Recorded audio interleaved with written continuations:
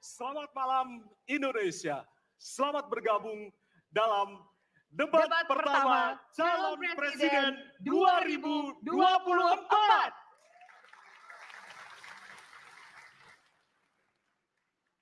Debat ini adalah debat pertama dari 5 debat yang digelar oleh Komisi Pemilihan Umum Republik Indonesia. Saya Valerina Daniel. Ya, dan saya Ardianto Wijaya. Malam hari ini kami berdua diberikan amanah oleh Komisi Pemilihan Umum Republik Indonesia untuk memimpin atau menjadi moderator dalam debat pertama Capres 2024. Ya, untuk mengawali debat, marilah kita berikan tepuk tangan yang meriah untuk pasangan calon presiden dan calon wakil presiden 2024. Baik, hadirin serta penonton di rumah, debat pertama calon presiden ini diselenggarakan oleh Komisi Pemilihan Umum Republik Indonesia. Tentunya bekerja sama dengan Lembaga Penyiaran Publik, Televisi Republik Indonesia, dan Radio Republik Indonesia sebagai media penyelenggara. Malam ini, para calon presiden akan saling bertanya, beradu argumentasi terkait 6 subtema, yaitu pemerintahan, hukum, hak asasi manusia, pemberantasan korupsi, penguatan demokrasi, peningkatan pelayanan publik, penanganan disinformasi, dan kerukunan warga. Ya, dan selanjutnya kami akan menyampaikan aturan yang tentunya ini harus disepakati oleh kita semua. Tidak hanya bagi para hadirin yang saat ini berada di halaman gedung KPU, namun juga kepada calon presiden yang akan berdebat malam hari ini. Kita simak berikut ini.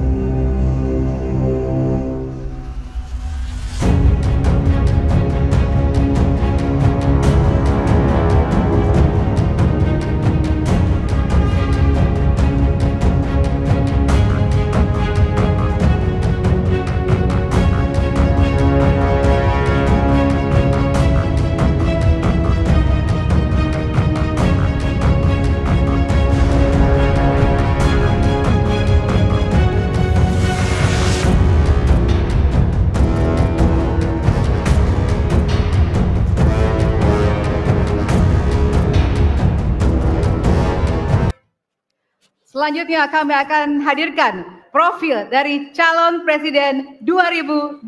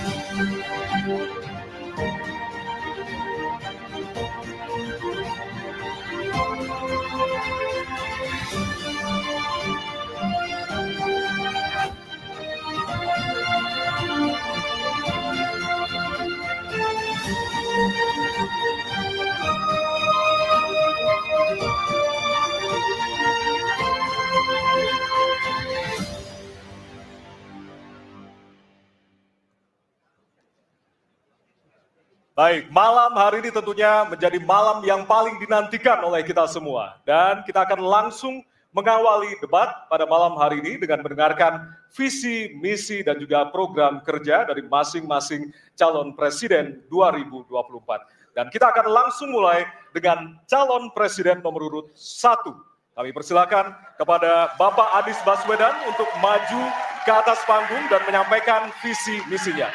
Kami persilakan Pak Anies untuk segera menuju ke panggung utama. Pak Anies, waktu Bapak adalah 4 menit dimulai dari sekarang. Assalamualaikum warahmatullahi wabarakatuh. Selamat malam dan salam sejahtera untuk semuanya. Bismillahirrahmanirrahim. Negara hukum menempatkan hukum sebagai rujukan utama untuk memastikan hadir rasa keadilan, memberikan kebermanfaatan, dan memberikan kepastian kepada semua. Ini harus dipegang teguh oleh pemegang kekuasaan, baik yang di puncak dan seluruh jajaran. Tapi apa yang terjadi? Banyak aturan ditekuk sesuai dengan kepentingan yang sedang memegang kekuasaan. Apakah ini akan diteruskan? Tidak. Ini harus diubah. Ini harus dikembalikan. Kemudian kita menyaksikan betapa pada hari-hari ini tatanan ketika kita menyelenggarakan pemerintahan sering tidak sesuai dengan prinsip-prinsip hukum yang kita pegang. Karena itulah kami melihat perubahan ini harus kita kembalikan. Negara ini adalah negara hukum, bukan negara kekuasaan. Dalam negara hukum, kekuasaan diatur oleh hukum. Dalam negara kekuasaan, hukum diatur oleh penguasa. Dan kita tidak menginginkan itu terjadi. Pada saat ini, kalau kita lihat hukum itu harusnya tegak begini. Inilah hukum. Dalam kenyataannya, dia bengkok. Dia tajam ke bawah, dia tumpul ke atas. Dan kondisi ini tidak boleh didiamkan, tidak boleh dibiarkan, dan harus berubah. Karena itu kita mendorong perubahan. Mengembalikan hukum menjadi tegak kepada semuanya. Dan bila kita saksikan hari ini, ada satu orang milenial bisa menjadi calon wakil presiden. Tetapi ada ribuan milenial, generasi Z, yang peduli pada anak-anak bangsa, yang peduli pada mereka yang termarginalkan. Ketika mereka mengungkapkan pendapat, ketika mereka mengkritik pemerintah, justru mereka sering dihadapi dengan kekerasan, dihadapi dengan benturan, dan bahkan gas air mata. Apakah kondisi ini akan dibiarkan? Tidak, kita harus lakukan perubahan. Oleh karena itu, kami memperhatikan ini sebagai hal-hal yang mendasar. Yang tak kalah penting, ini kedua nih, yang tak kalah penting. Kita menyaksikan pada saat ini, ada peristiwa seperti peristiwa Ibu Mega. Ibu Mega Suryani Dewi, seorang ibu rumah tangga yang mengalami kekerasan rumah tangga, lapor pada negara, tidak diperhatikan, dan dia meninggal korban kekerasan. Apakah akan dibiarkan? Tidak, ini harus diubah. Dan tidak kalah penting, hadir bersama saya di sini, ayahnya Harun Ar-Rasyid. Harun Ar-Rasyid adalah anak yang meninggal, pendukung Pak Prabowo di Pilpres 2019 yang menuntut keadilan pada saat itu. Protes hasil pemilu. Apa yang terjadi? Dia tewas sampai dengan hari ini tidak ada kejelasan. Apakah ini akan dibiarkan? Tidak. Ini harus diubah. Karena itu, kami mendedikasikan diri. Hadir untuk memberikan komitmen bahwa dari puncak sampai ke bawah, kami akan tegakkan hukum pada siapa saja. Kami kembalikan marwah kehidupan bernegara yang menempatkan hukum sebagai tempat yang paling tinggi. Dan ketentuan itu berlaku kepada semua, termasuk ketika menyangkut urusan ASN, menyangkut urusan TNI dan Polri. Terima kasih. Assalamualaikum warahmatullahi wabarakatuh. Terima kasih. Bapak Anies, kami persilakan kembali ke tempat. Berikutnya kami persilakan. Harap tenang. Harap tenang. Harap tenang. Harap tenang para pendukung, harap tenang. Hadirin, kita akan harap lanjutkan tenang. ya. Harap tenang. Kita akan lanjutkan. Kami persilahkan calon presiden nomor urut 2, Bapak Prabowo Subianto, untuk maju ke atas panggung dan menyampaikan visi dan misi. Baik, para pendukung Harap harap tenang. tenang, kita akan lanjutkan. Baik, silakan. Bismillahirrahmanirrahim. Assalamualaikum warahmatullahi wabarakatuh. Salam sejahtera kita sekalian. Shalom, Om Swastiastu, Namo Buddhaya, salam kebajikan. Terima kasih kesempatan yang diberikan kepada saya untuk menyampaikan visi dan misi. Kami menempatkan hukum, HAM, perbaikan pelayanan pemerintahan, pemberantasan korupsi, perlindungan terhadap semua kelompok di masyarakat sebagai sesuatu yang sangat penting. Karena itu dalam visi misi kita hal-hal ini ditaruh di paling atas. Kita sadar dan saya sadar sejak muda saya telah mengangkat sumpah untuk membela Pancasila dan Undang-Undang Dasar 45. Di dalam Undang-Undang Dasar 45, di situ pendiri-pendiri bangsa kita mendirikan sebuah republik. Republik itu harus didasarkan atas hukum dan kedaulatan rakyat. Itulah perjuangan saya selama ini. Dan saya pertaruhkan nyawa saya, jiwa saya untuk membela demokrasi, hukum dan HAM. Kita paham, kita mengerti masih banyak kekurangan. Tetapi kita harus bersyukur di tengah dunia yang penuh tantangan ketidakpastian, di mana terjadi perang di mana-mana, di mana negara-negara begitu banyak yang terjadi perang saudara, kerusuhan, Indonesia masih aman, Indonesia masih damai, Indonesia masih terkendali, harga-harga masih terkendali, ekonomi untuk rakyat kita masih aman. Karena apa? Karena kepemimpinan. Karena apa? Karena manajemen negara yang berhasil. Saudara-saudara, apakah di tengah 280 juta rakyat masa tidak ada kekurangan?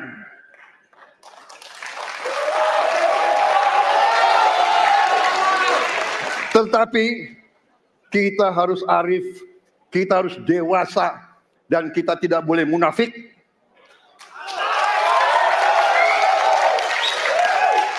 Pemimpin itu ingarso sung telodo, harus memberi contoh. Saudara-saudara sekalian, Prabowo Gibran, kita akan perbaiki yang harus diperbaiki. Kita akan tegakkan apa yang perlu ditegakkan. Dan kita bertekad memberantas korupsi sampai ke akar-akarnya. Memberantas korupsi sampai ke akar-akarnya. Saudara-saudara sekalian, saya kira demikian yang ingin saya sampaikan. Program kita baik, tujuan kita baik, keinginan kita baik. Mari kita berbuat kebaikan demi rakyat kita. Kita butuh persatuan dan kesatuan. Kita tidak perlu saling menghasut, saling mencela, saling menghina.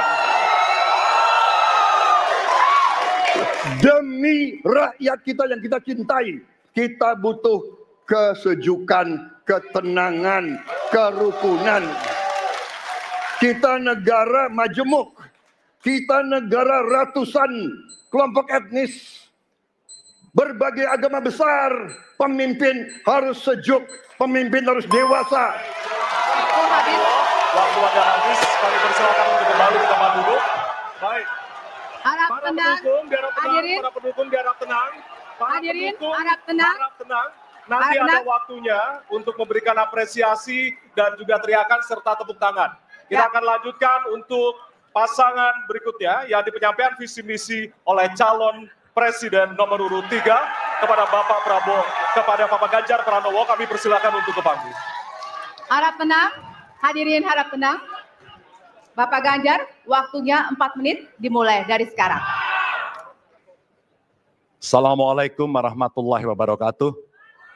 Selamat malam, salam sejahtera untuk kita semua. Om Swastiastu, Namo Buddhaya, Rahayu. Bapak Ibu yang sangat saya hormati, para hadirin pemirsa debat malam ini yang sangat saya muliakan. Saya dan Pak Mahfud mulai perjalanan pada saat pembukaan kampanye dari ujung timur Indonesia dan barat. Dari Sabang sampai Merauke. Hanya ingin mendengarkan dan ingin melihat secara langsung apa yang disampaikan oleh rakyat. Apa yang dirasakan oleh rakyat sehingga ketika kontestasi 5 tahunan ini berlangsung, harapan itu ada dan masuk dalam pikiran seorang pemimpin, satunya pikiran, perkataan, dan perbuatan. Ini sesuatu yang sungguh penting. Di Merauke kami menemukan pendeta, namanya Pak Leo. Dia harus menolong seorang ibu ingin melahirkan, karena tidak adanya fasilitas kesehatan. Dan dia belajar dari YouTube. Sesuatu hak kesehatan yang tidak bisa didapat. Maka kita sampaikan kepada Pendeta Leo, kami akan bangunkan itu, dan kami akan kerahkan seluruh Indonesia, bahwa satu desa, satu puskesmas atau pustu, dengan satu nakes yang ada. Pak Mahfud juga menyampaikan kepada para guru yang ada di Aceh, di Sabang sana. Ada juga guru agama di sana. Kita ingin membangun Indonesia yang hebat dengan SDM yang unggul. Tapi apakah kita sudah memperhatikan mereka? Tentu kemajuan yang selama ini ada, mesti kita lakukan jauh lebih cepat. Lebih satset. Dan perhatian itu mesti diberikan. Dan itulah di sana kita memperhatikan nasib para guru, termasuk guru agama. Insentif kepada mereka kita berikan, agar mereka bisa mengajarkan budi pekerti yang luhur dengan moderasi agama yang ada. Bapak Ibu, cerita ini belum cukup. Saya berjalan ke NTT. Kami ketemu dengan masyarakat yang ada di sana. Pak Ganjar, kenapa kami anak muda tidak mudah mendapatkan akses pekerjaan? Padahal itu hak kami. Kenapa kemudian kami mendapatkan kesulitan untuk akses internet padahal kami butuh belajar? Tidak sama dengan yang di Jawa. Catatan inilah yang mendorong pikiran kami, internet gratis untuk para siswa yang sedang bersekolah. Agar mereka punya kesamaan dengan kita semua yang ada di Jawa ini. Kami bergeser lagi, kemudian ketemu kawan-kawan penyandang disabilitas di NTB. Betapa bahagianya saya karena ketemu dengan orang yang berjuang dengan keras agar dia bisa setara, dan pemerintah mesti perhatikan mereka untuk memberikan kesetaraan pada mereka itu. Tapi Bapak Ibu, saya mendengar ketika demokratisasi mesti berjalan dan demokrasi mesti kita jaga bersama, ada Ibu Sinta yang ketika menyampaikan pendapat harus berurusan dengan aparat keamanan. Ada Melki, Ketua BEM yang kemudian ibunya harus diperiksa. Maka yang seperti ini harus usai. Dan mereka bisa mendapatkan kebaikan-kebaikan kalau governance terjadi. Maka yang ada di Kalimantan kami temukan. Masyarakat Dayak, mereka suku-suku yang ada, libatkan dong kami agar kami bisa mendapatkan akses yang sama. Semua ini bisa berjalan kalau kemudian pemerintahnya bersih. Pemerintahannya bisa akomodatif. Dan kita sikat korupsi itu tidak dengan kata-kata, dengan keseriusan. Pak Mahfud adalah mitra saya yang selama ini sebagai Menko mengeksekusi itu dengan baik. Kita akan lakukan itu, kami mohon dukungan rakyat, perintahkan kami untuk mengerjakan itu. Terima kasih. Wassalamualaikum warahmatullahi wabarakatuh. Kami persilakan kembali ke tempat. Hadirin harap tenang. Hadirin, baik. Hadirin harap tenang, kita akan lanjutkan acara. Baik. Kini saatnya baru kita akan sama-sama memberikan apresiasi tepuk tangan kepada seluruh calon presiden yang sudah menyampaikan visi misinya. Ya, usai jeda, kami akan memperdalam visi misi dari setiap calon presiden yang telah disampaikan tadi. Untuk itu tetaplah bersama, tetap